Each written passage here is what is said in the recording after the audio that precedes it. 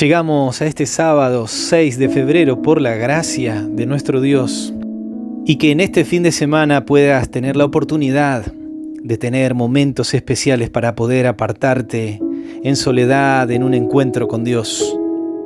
Que puedas disponer momentos de oración, un encuentro donde puedas también abrir su palabra para encontrar sabiduría, para encontrar fortaleza, para aferrarte de las promesas que Dios nos ha dejado en su santo libro.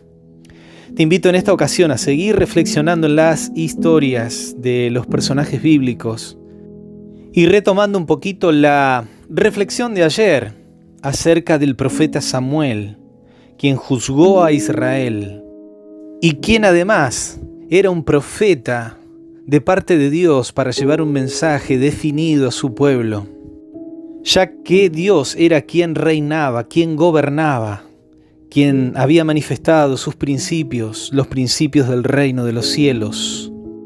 Pero llegamos al capítulo 8, donde la propuesta del pueblo, viendo que ya Samuel era anciano, solicitaron un rey como tenían las demás naciones. Y si bien ese pedido no estaba en los planes de Dios, y de hecho tampoco Samuel compartía esa postura, no obstante Dios permitió que el pueblo de Israel tuviera rey, más allá de que Dios manifestó cuáles iban a ser las consecuencias de que tuvieran rey como las demás naciones. Capítulo 9, vemos nosotros entonces a quien es el personaje bíblico de quien queremos reflexionar en esta ocasión. Y vemos allí que Saúl es elegido rey, el primer rey de Israel. Es en el capítulo 9 entonces de Primera de Samuel donde vemos el primer encuentro entre el profeta y Saúl. Y es en el capítulo 10 donde Samuel procede a ungir a Saúl y de esa manera queda investido como rey de Israel. Se nos dice en las Escrituras que Saúl era de porte noble, era más alto que sus conciudadanos. Sin ningún lugar a dudas, Saúl tenía condiciones, tenía cualidades. De hecho, la palabra de Dios menciona que el Espíritu de Dios venía sobre Saúl. Saúl de alguna manera tenía la aprobación de Dios para poder ser el primer rey de Israel. En el capítulo 11 podemos ver a Saúl ganando sus primeras victorias, sus primeras batallas, librando a Israel de naciones enemigas. Y vemos a Saúl confirmándose en el reino. Y de hecho eso hacía que los israelitas empezaran a confiar en el hombre, empezaran a ver en Saúl el líder que buscaban. De alguna manera, en sus pensamientos estaba justamente esa afirmación de decir de que habían hecho lo correcto al buscar un rey como tenían otros pueblos.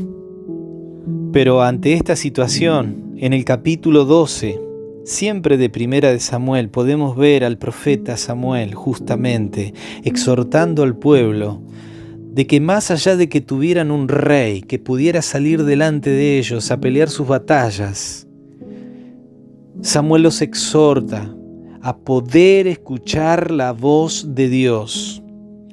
Si ustedes se fijan allí en ese capítulo, en el versículo 17, al final dice: «Es grande vuestra maldad que habéis hecho ante los ojos de Jehová, pidiendo para vosotros rey».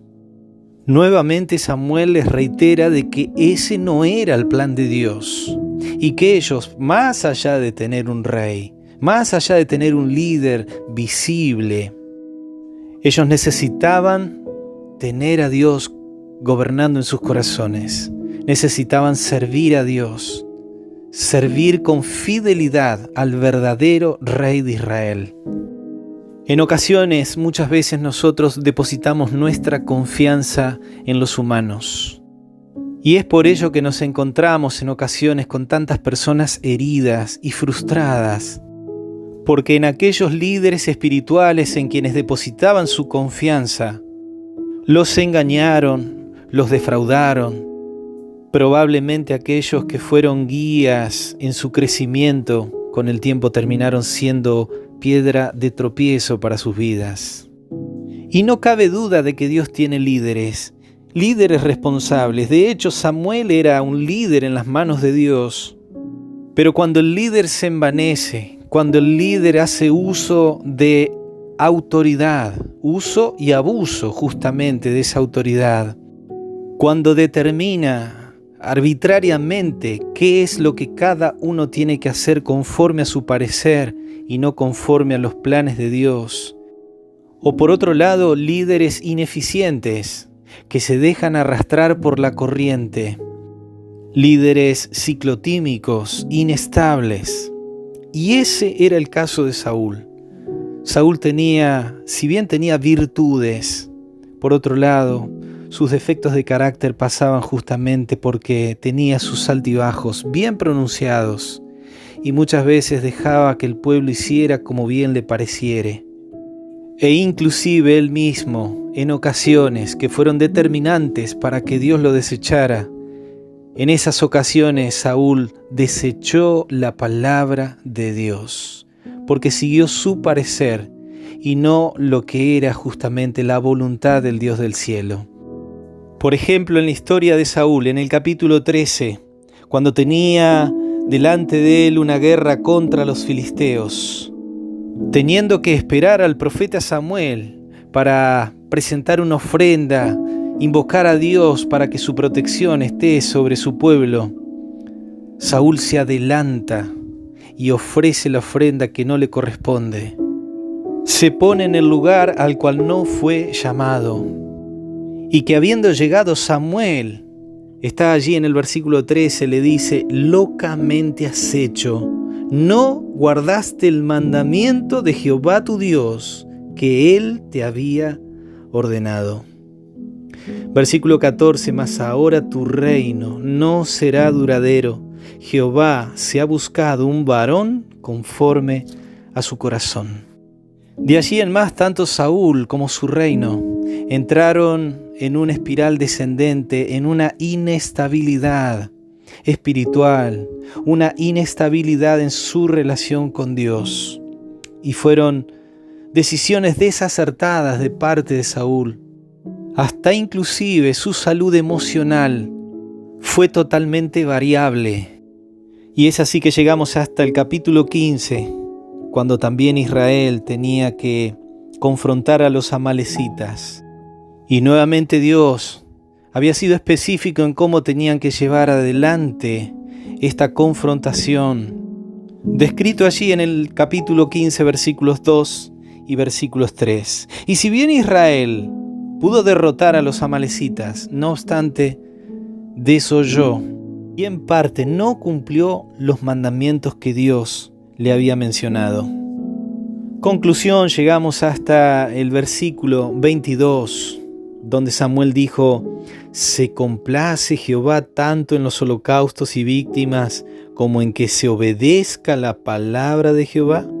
Ciertamente el obedecer es mejor que los sacrificios, y el prestar atención que la grosura de los carneros. Y aquí Saúl consciente en los errores y en las malas decisiones de su pueblo, pero él es el responsable, ya que él es el líder visible que tiene Israel. Y de esa manera Saúl queda desechado como rey para Jehová. Quizás en estos días puedas tener la oportunidad, tomarte el tiempo y detenerte en la palabra de Dios, en los capítulos que hemos analizado de alguna manera rápido, capítulos de 1 Samuel del 9 al 15. Pero mis queridos amigos y amigas, quiero quedarme con esta última idea. Saúl tuvo todas las oportunidades, todas las posibilidades de servir al Señor, de ser un líder con una influencia positiva para su pueblo, pero desoyó los principios y los mandamientos de Dios en distintas ocasiones.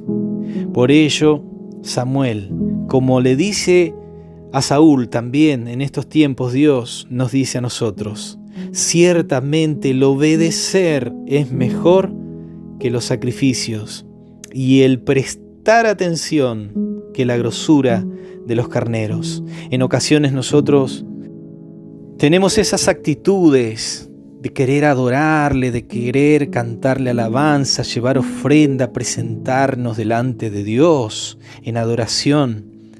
Pero quizás hay otras cosas que Dios nos está mostrando para poder ser fieles en el día a día, en lo que concierne a nuestras relaciones. En primer lugar, nuestra relación con Él.